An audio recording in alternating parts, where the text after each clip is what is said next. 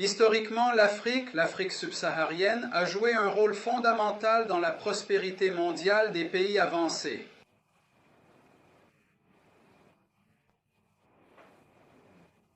Et l'Afrique a un rôle à jouer. Elle a un rôle de producteur de matières premières. Nous ne permettrons pas à l'Afrique subsaharienne d'y échapper. Nous faisons tout pour maintenir l'Afrique subsaharienne là où elle est, également pauvre. C'est absolument vital pour la prospérité de tous. Alors soyons clairs à ce sujet. Et cela signifie que toutes les structures économiques, toutes les institutions mondiales et l'économie que nous enseignons à tout le monde sont toutes conçues pour maintenir l'Afrique exactement là où elle est. Et que ce soit l'Europe, les États-Unis ou maintenant la Chine, c'est toujours pareil. Nous avons besoin que l'Afrique soit appauvrie parce que nous avons besoin de ses matières premières et nous en avons besoin à un prix très bas. D'accord, c'est donc le message. Cela ne veut pas dire que les Africains ne peuvent rien faire. Bien sûr, il y en a. D'accord, mais c'est le message. L'opposition qu'ils combattent, c'est de ça qu'il s'agit. Parce que si l'Afrique fait quelque chose de différent, je vous assure que le niveau de vie de tous ceux d'Europe, d'Amérique du Nord et d'Asie va chuter.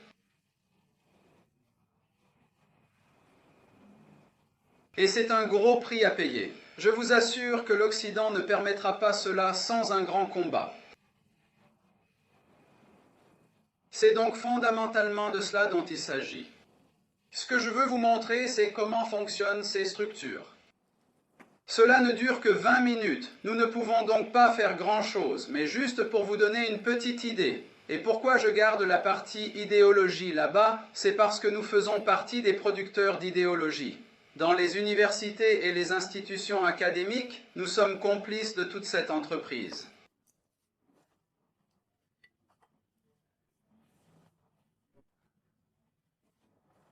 Ils vont bien, et pour leur montrer que c'est de ta faute si tu es pauvre, ce n'est pas de notre faute. C'est de ta faute si tu es pauvre. Tu sais, c'est donc ce que nous faisons dans les établissements universitaires. Et je veux le montrer aussi. Pour commencer, c'est de cela qu'il s'agit. Donc vous savez de quoi il s'agit. Mais je veux juste vous montrer à quel point l'Afrique se spécialise dans la production de matières premières et de produits agricoles de base.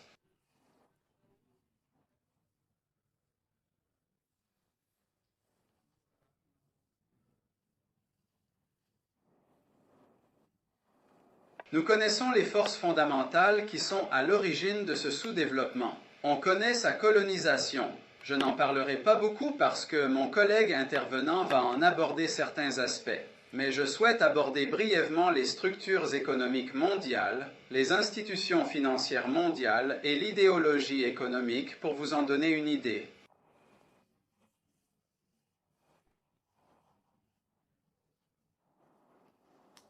Permettez-moi de commencer par ceci. Vous ne pouvez pas vraiment le voir aussi facilement, mais si ceux d'entre vous sont intéressés et veulent le PowerPoint, je suis sûr que nous pouvons le mettre à votre disposition. Mais ce qu'il faut vraiment voir, c'est la ligne du haut.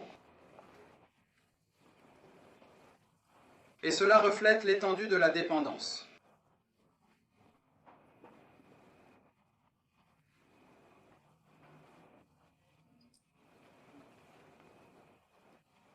Tous les autres groupes de revenus, et ce que vous voyez réside essentiellement dans cette statistique à quel point l'Afrique subsaharienne est dépendante de la production de matières premières. C'est là le cœur même de ce qui fait battre l'Afrique subsaharienne.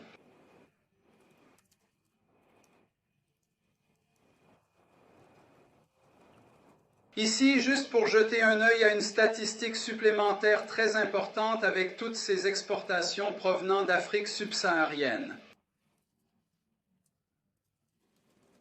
Quelle est la part de l'Afrique subsaharienne dans la valeur du commerce mondial? Nous savons que de vastes ressources en proviennent, mais regardons le résultat net en termes de valeur du commerce mondial. Regarde ça, 0,5%, 1975, 0,9%, 5% descendant à 0,1, à 0,1. Cela signifie qu'avec toutes ces vastes ressources produites, combien en retire-t-il? Rien, rien. Il s'agit d'une donnée très importante.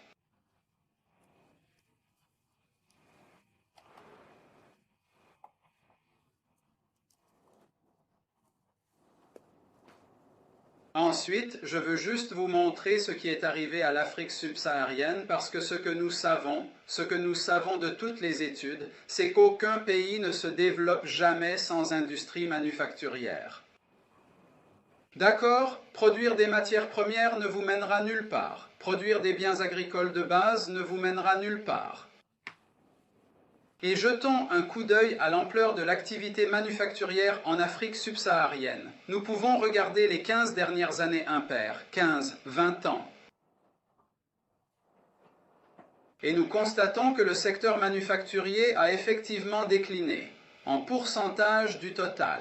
Il s'agit d'un pourcentage de la production totale en Afrique subsaharienne. Dans quelle mesure celle-ci représente le secteur manufacturier? Ce chiffre représente donc ici 17% du total. La majeure partie du reste, lorsque nous parlons d'industrie, inclut le secteur manufacturier, mais l'essentiel est l'exploitation minière. Extraction des matières premières, c'est l'essentiel. Et nous constatons ici que l'extraction des matières premières est restée la même. Ce qui a provoqué la chute de l'industrie, c'est la baisse de la production manufacturière. C'est délibéré parce que nous ne pourrons jamais, en tant qu'économistes occidentaux et décideurs politiques occidentaux, nous permettre à l'Afrique de s'industrialiser et de commencer à produire des produits manufacturés. D'accord? Nous ferons tout pour arrêter cela. Et je vais vous montrer comment nous bloquons réellement cela. C'est évident à certains égards, mais c'est moins évident à d'autres égards. Aujourd'hui, nous avons assisté à des périodes de croissance rapide en Afrique subsaharienne, induisant les gens en erreur en leur disant « Oh, vous savez, nous faisons maintenant beaucoup mieux ». Et cela s'est produit récemment. Récemment, des étudiants sont venus me dire que nous avons fait beaucoup mieux maintenant. Et vous pouvez constater que les taux de croissance ont augmenté assez fortement ces derniers temps. Maintenant, ils recommencent à baisser. Mais si vous regardez l'histoire, la même chose s'est produite plus tôt. Pourquoi? Parce qu'au cours de ces deux périodes, nous avons connu des processus d'industrialisation rapide en Asie de l'Est. Ainsi, dans la période précédente, nous avions le Japon, la Corée et Taïwan. D'accord, une croissance rapide, absorbant les matières premières d'Afrique, faisant grimper les prix, et puis les pays d'Afrique subsaharienne se sont développés. Exportant des matières premières, ils se développèrent. Mais une fois que ces pays ont terminé leur industrialisation, le taux de croissance de l'Afrique subsaharienne a de nouveau chuté. Mais arrive la Chine, prochaine vague.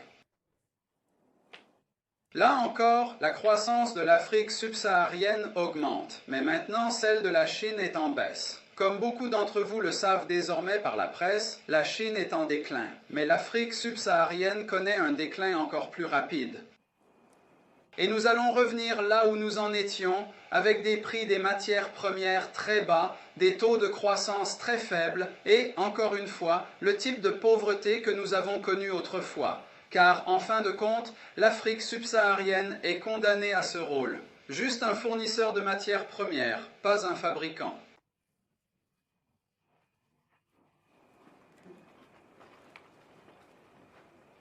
Données très récentes montrant les marchés émergents qui produisent des matières premières par rapport aux marchés émergents qui produisent des produits manufacturés.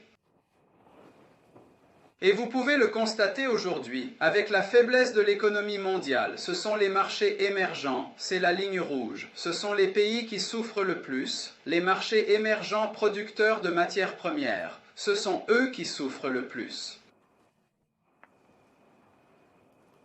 Et ici, cela se traduit par ce sont des monnaies qui sont massacrées. Les monnaies de ces pays s'effondrent et nombre d'entre eux sont des pays d'Afrique subsaharienne. Certains d'entre eux sont des pays d'Amérique latine qui ont également surfé sur cette même vague. Ils pensaient que la production de matières premières allait les sauver. Mais ils sont désormais confrontés à de terribles problèmes. Et je suis désolé de dire que cela va empirer au cours des 2 prochaines années. Cela ne va pas s'améliorer. Et c'est ce que cela fait en termes de produit intérieur brut. C'est la ligne bleue que vous devriez regarder. C'est la ligne bleue comparée à la ligne rouge. Et ce que nous savons, c'est que cette ligne bleue va vraiment baisser fortement au cours des 2 prochaines années. Par rapport au reste du monde, l'Afrique subsaharienne va donc souffrir. Encore une fois, pourquoi? Parce qu'il est condamné à cette production de matières premières. C'est essentiellement pourquoi. Comment est-il condamné à cela? Eh bien, le premier et le plus important concerne les structures économiques. Après la fin de la colonisation, nous avions besoin de nouvelles structures pour maintenir ces pays là où ils étaient. Et le premier d'entre eux est l'aide. Une aide, pourquoi? En fait, nous leur apportons une aide pour maintenir au pouvoir des régimes répressifs, c'est tout. Nous ne leur apportons pas beaucoup plus d'aide, si ce n'est un peu d'infrastructure pour garantir que ces matières premières parviennent au port et ne soient pas extraites du sol. Mais pour l'essentiel, nous donnons au régime répressif de l'argent, du pouvoir et des armes pour maintenir ce système en marche. C'est de cela dont il s'agit fondamentalement. Toute cette hypocrisie sur la transparence, la démocratie et les conneries de ce genre, ce ne sont que des conneries. Et au moins, les Chinois ne se lancent pas dans ces conneries. Ils disent que nous ne nous soucions pas de l'environnement politique dans son ensemble, nous donnons simplement de l'argent. Et c'est pour l'extraction des matières premières, point final. Le deuxième point, et c'était un point très important, reste la dette.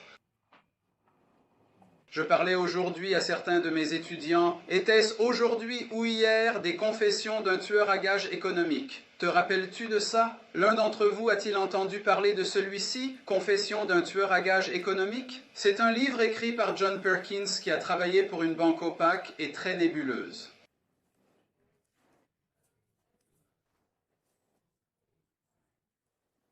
Personne n'avait jamais entendu parler de cette banque, mais elle a été créée dans les années 1950 par le FMI, la CIA et le département d'État américain. Et elle n'avait qu'une seule mission, prêter de l'argent aux pays en développement producteurs de matières premières afin de les endetter. Une fois que tu es redevable, je te contrôle. Et cette banque comptait 4000 salariés. Mais personne n'a jamais entendu parler de cette banque, voyez-vous. Mais cela irait pays après pays offrant des prêts. Et si le président n'acceptait pas le prêt, ils étaient tués.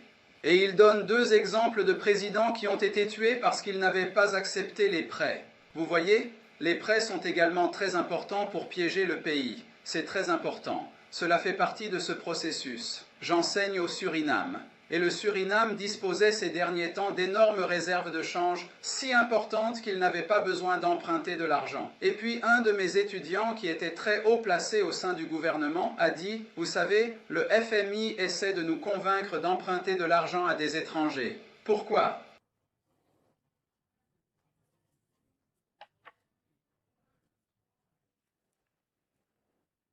Je me suis dit, désolé pour ça, mais c'est le jeu. Et en fin de compte, le Suriname a emprunté cet argent parce que le FMI a dit que si les étrangers vous prêtent, alors tout le monde pensera que le Suriname est une économie si forte que les étrangers sont intéressés à vous prêter. Vous comprenez ? Avant l'arrivée au pouvoir de Lula, l'ancien président du Brésil, Cardoso, son prédécesseur, avait contracté un gigantesque emprunt international. Aucune nécessité de contracter un prêt.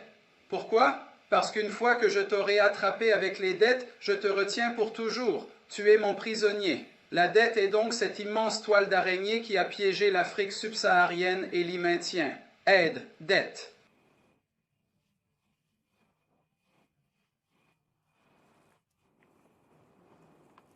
Nous avons une troisième structure qui, encore une fois, est peu connue de beaucoup de gens, mais c'est quelque chose qui a été mis en place et qui continue encore aujourd'hui. Personne n'en parle, personne n'en dit rien, ce sont des structures d'achat monopolistiques.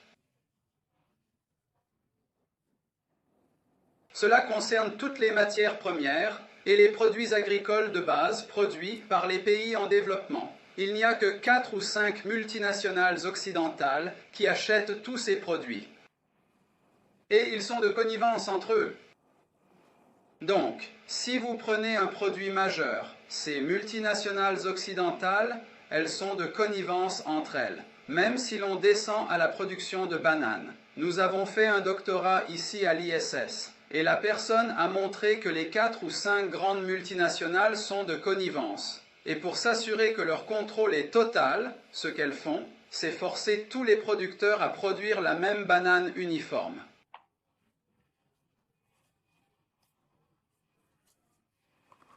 Vous savez les conneries que vous achetez en Occident et qui n'ont aucun goût? Vous allez dans n'importe quel pays en développement, vous savez quel goût a une banane, n'est-ce pas? Il y en a tellement, beaucoup de variétés, mais nous n'en commercialisons qu'un ou deux types, donc nous avons le contrôle, voyez-vous. Si vous ne produisez pas au prix que je souhaite, je vais dans le pays suivant, tu vois? Nous prenons le contrôle, donc ces acheteurs imposent ce contrôle, et ils continuent de faire baisser les prix. D'accord? C'est le jeu. Personne n'en dit rien. Il n'y a pas de commission d'enquête pour dire que ce que vous faites est illégal. L'OMC n'a rien à dire à ce sujet. Mais désolé de le dire, vous savez, si les prix des bananes étaient multipliés par 10, surtout pour les gens comme moi qui aiment les bananes, d'accord, je proteste, j'aime mon niveau de vie. C'est la même chose avec toutes les autres matières premières, voyez-vous? Nous profitons tous, nous sommes complices. Nous en sommes en fait complices car nous protesterons et crierons si la situation change un jour.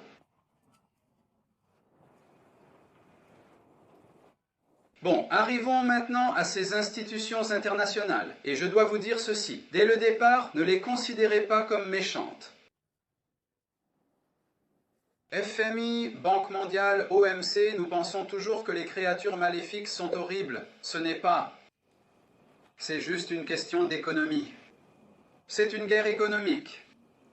Les riches déclarent la guerre aux pauvres. Cela arrive partout. Cela se passe dans un pays. Les riches contrôlent le gouvernement. Bien sûr qu'ils le font. Vous croyez vraiment que vous avez la démocratie? Allez, je veux dire, grandis. Il ne s'agit pas ici de personnes vivant dans des systèmes démocratiques. Ce que nous avons, c'est que les riches contrôlent. Les riches ont créé ces institutions explicitement pour contrôler les pays pauvres.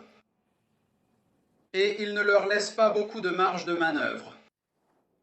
Et d'ailleurs, lorsque le FMI commence à parler de réduction de la pauvreté, il faut aussi comprendre qu'il y a un autre jeu auquel ils commencent également à jouer, sur lequel je reviendrai plus tard. Mais que font ces institutions? Que fait le FMI? Qu'est-ce que l'ajustement structurel? Il s'agit de s'assurer que les pays continuent à produire ce que nous voulons qu'ils produisent. Nous veillons à ce qu'ils aient des problèmes récurrents de balance des paiements. Vous remarquez que ces pays ne sortent jamais des problèmes de balance des paiements. Vous avez remarqué ça? Alors que les pays qui n'ont jamais bénéficié du soutien du FMI sont toujours hors de problèmes de balance des paiements. Mais les pays qui reçoivent continuellement des conseils et un soutien de la part du FMI sont toujours confrontés à des problèmes de balance des paiements. Pourquoi? Parce que c'est ainsi que nous gardons la mainmise sur eux. Et c'est ce que nous avons fait. Nous avons fait le FMI et la Banque mondiale. Et ils ont aussi fait quelque chose de très très important. Et c'est qu'ils ont détruit l'autosuffisance de ces pays. La colonisation a commencé. L'une des choses les plus importantes est de détruire l'autosuffisance alimentaire.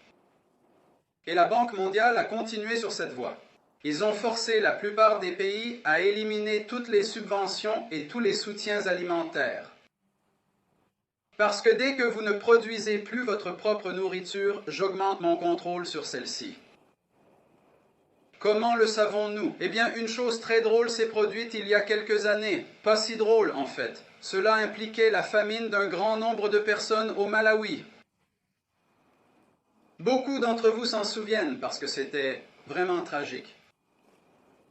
Mais le ministre des Finances malavien, qui était alors terriblement menacé, a soudainement rompu les rangs et a dit « Eh bien, vous savez pourquoi nous avons eu cette famine? Parce que l'une des conditions du prêt accordé par la Banque mondiale était que nous détruisions tous nos stocks excédentaires de céréales. » Pourquoi? Parce que, rappelez-vous, nous voulons que vous soyez dépendants. Dans les années 1970, le Sénat américain et le Congrès américain ont déclaré que nous ne permettrions pas à l'Amérique latine de produire sa propre nourriture. Nous lancerons une stratégie impliquant le FMI et la Banque mondiale pour détruire l'autosuffisance alimentaire de l'Amérique latine. Alors ils seront effectivement notre véritable arrière-cour. Et c'est exactement ce qu'ils ont fait. Regardez tous les pays d'Amérique latine. Regarde-les. Avant, ils étaient autosuffisants en nourriture, mais ils ne le sont plus. Maintenant, voici le kicker. C'est ce qui est beau. Je les félicite. Vous savez que je les admire parce qu'ils le font si bien. Je sais que cela semble vraiment pervers, mais nous avons maintenant à l'OMC ce qu'on appelle l'accord sur l'agriculture. Vous savez ce que dit cet accord sur l'agriculture? Il dit que si vous n'avez pas de subventions, vous n'êtes pas autorisé à accorder ces subventions à la nourriture. Mais si vous bénéficiez de subventions et d'aides aux revenus pour la production alimentaire, vous pouvez les conserver. Qui bénéficie de toutes les subventions et aides aux revenus? États-Unis, Europe. Les budgets les plus importants au monde pour soutenir leurs agriculteurs sont ceux de l'Europe et des États-Unis. Mais la Banque mondiale et le FMI ont détruit toutes ces subventions. Vous voyez, toutes ces subventions ont été détruites. Et maintenant, nous disons à ces pays, vous n'avez pas de subventions, pas de chance. Vous voyez, nous les maintenons dépendants. Nous les gardons sur une chaîne. Je dispose de 5 minutes, je dois donc être sélectif quant à ce que je dirai ensuite. Nous avons de nombreux exemples à l'OMC. Pour vraiment empêcher l'industrialisation de l'Afrique, c'est la chose cruciale. Nous ne pouvons pas leur permettre de produire des produits manufacturés. Ce n'est pas difficile. Croyez-moi, ce n'est pas difficile. Nous avons besoin de gouvernements nationalistes. Nous avons besoin d'eux engagés dans l'industrialisation et il ne leur faudra pas une décennie pour s'éloigner de là où ils sont. C'est le point fondamental. Ce n'est pas difficile. Mais le prochain cycle de l'OMC est conçu pour bloquer cela. Si nous avions le temps, je passerai en revue toutes les différentes choses qu'ils essaient de mettre en place pour empêcher quiconque de monter au sommet de l'échelle. Vous avez lu ce livre de Ha-Joon Chang, Kicking Away the Ladder. Vous voyez, lorsque nous devenons riches, nous veillons à ce que d'autres ne puissent pas gravir les échelons et nous rejoindre. Et c'est l'objet du prochain cycle de Doha. Il s'agit de s'assurer que les pays d'Afrique subsaharienne, en particulier, n'y échappent pas. Puisqu'il me reste environ 3 minutes, je vais aborder cette question d'idéologie économique car c'est important pour les universitaires. Vous voyez, nous enseignons dans de nombreux cas les ordures. Et ça ne fait de mal à personne, beaucoup de ces déchets. Vous savez, c'est juste blablabla. Bla, bla, bla.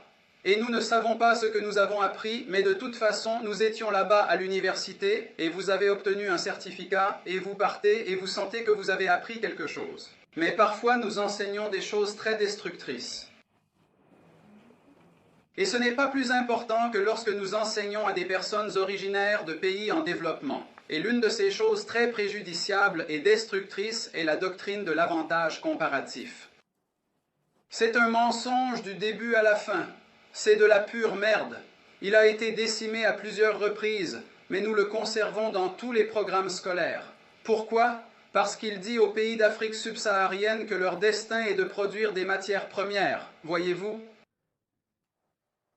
Et si vous produisez des matières premières, vous devenez riche comme nous le sommes en Occident. Vous voyez, c'est le jeu auquel nous jouons, et juste pour que vous soyez totalement confus, nous construisons normalement des modèles avec des modèles mathématiques, donc vous n'avez vraiment aucune idée de ce dont nous parlons. Mais tout cela semble très scientifique.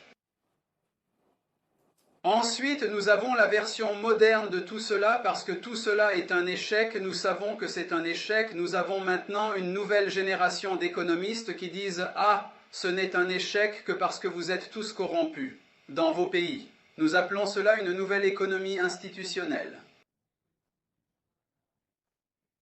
Vous avez probablement tous tout appris, mais vous ne saviez pas pourquoi ils l'ont inventé. Cela a été inventé pour vous dire la même chose. Vous devriez continuer à produire des matières premières. Maintenant, ne soyez plus aussi corrompus qu'avant. Personne ne vous a jamais dit que l'aide avait pour but de déclencher le processus de corruption. D'accord? Et nous avons besoin de corruption pour nous assurer que vous faites toutes ces choses. Mais maintenant, nous blâmons la victime. Vous êtes pauvre parce que c'est essentiellement votre faute. Et en gros, vous êtes pauvre, stupide et corrompu. C'est le message que nous transmettons aux gens. Nous avons également de nombreuses justifications théoriques, mais je vais dire quelque chose de controversé pour terminer. Et elle est heureuse que j'en termine parce qu'elle doit me discipliner. Et c'est-à-dire qu'il existe aussi ce que j'appelle des approches plus éclairées, mais qui sont aussi potentiellement destructrices pour le développement de l'Afrique subsaharienne. Et c'est là que je reviens au FMI et à la Banque mondiale. Vous voyez, maintenant ils se consacrent tous à la réduction de la pauvreté. Ils veulent que vous vous concentriez sur la redistribution des revenus, et c'est quelque chose de bien. Vous êtes des jeunes, vous êtes socialement conscients, vous êtes conscients. Vous n'aimez pas toute cette injustice. Vous vous tournez donc vers ce que nous appelons des stratégies favorables aux pauvres. Mais en réalité, je suis désolé de vous le dire, ce n'est pas ce dont l'Afrique a besoin. L'Afrique a besoin d'une industrialisation agressive. Quand la Chine était un pays communiste et que nous avions une répartition égale, qui craignait la Chine? Qui les a pris au sérieux? Ils n'avaient même pas la taille des Pays-Bas. Mais aujourd'hui, je ne parviens pas à ouvrir un site internet. Je ne peux pas ouvrir un magazine. Je ne peux pas ouvrir un journal sans la Chine, la Chine, la Chine, la Chine.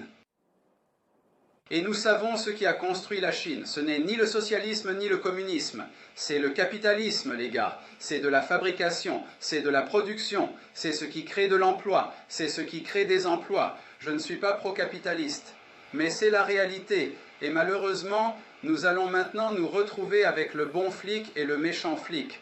Le bon flic, c'est maintenant le FMI qui dit « Oh, vous devez vous concentrer sur la réduction de la pauvreté et la redistribution des revenus aussi longtemps que nous pouvons vous éloigner de l'industrialisation. C'est la chose cruciale. » J'en reste là.